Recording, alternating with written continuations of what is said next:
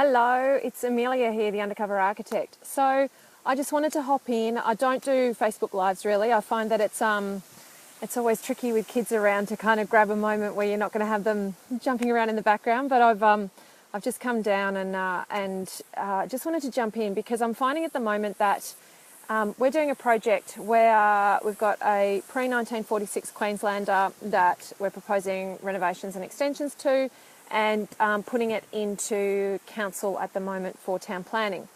And this is in Brisbane, and it's in a character residential area, so a traditional character area. Now, if you have a pre-1946 home in Brisbane, this is something that you really need to be aware of. Council, when they brought in the new town plan, I think it was last year, introduced this rule for pre-1911 homes. So pre-1946 homes had always had a level of protection on them. This is because 1946 is the first time that an aerial photograph was taken of Brisbane. So it's the first time they really had a record showing what homes were there and what weren't. And so they picked that as a benchmark to then look at what homes needed to be protected prior to then.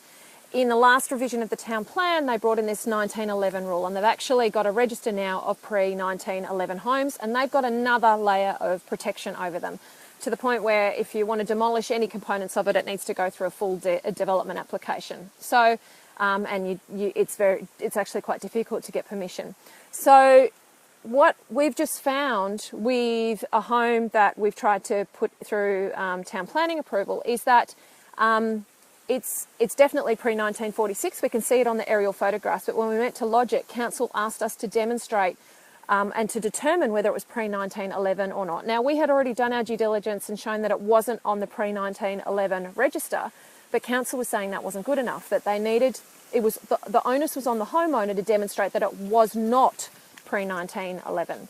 Now, we've been able to negotiate and navigate a way through this process using the evidence that we have. But I just want to flag it for you. If you own a pre-1946 home, council are now in the process of updating a lot of their records. They've got additional survey records that they now have that date back earlier so that they can see whether homes are pre-1911. But if you're finding that your home was built kind of in the 20s or anything like that, and you don't know exactly whether or not it's pre-1911, I really encourage you to find out before you start your design process whether it is. Now, it's a bit of work to find this out, and I recommend you getting a town planner on board to help you. You can go to Brisbane City Council's main library in the CBD and see if you can find postal records to show what the age of your home is.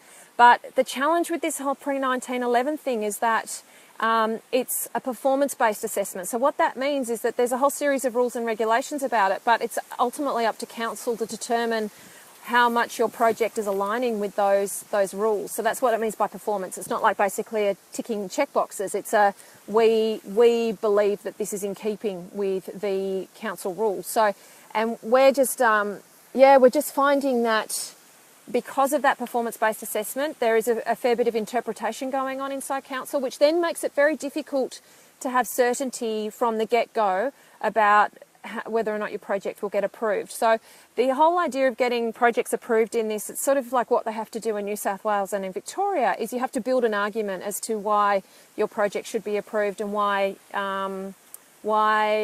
doing what you're doing is in keeping with the town plan, okay? So my first piece of advice is really to, if you've got a pre-1946 home, see if you've got any evidence to demonstrate that it's not pre-1911, okay? And find that out before you start designing. And then once you know that it's post-1911, then you can actually follow one chain of process in designing your home and getting approval for it. And if you're designing a renovation, and if it's pre-1911, if you find out that it's pre-1911, then get some planning advice on what you can and can't do in terms of renovating or extending it. So I think this is going to start to really show up in our council, in Brisbane City Council, and be something that owners of Queenslanders have to deal with and understand in more detail, okay?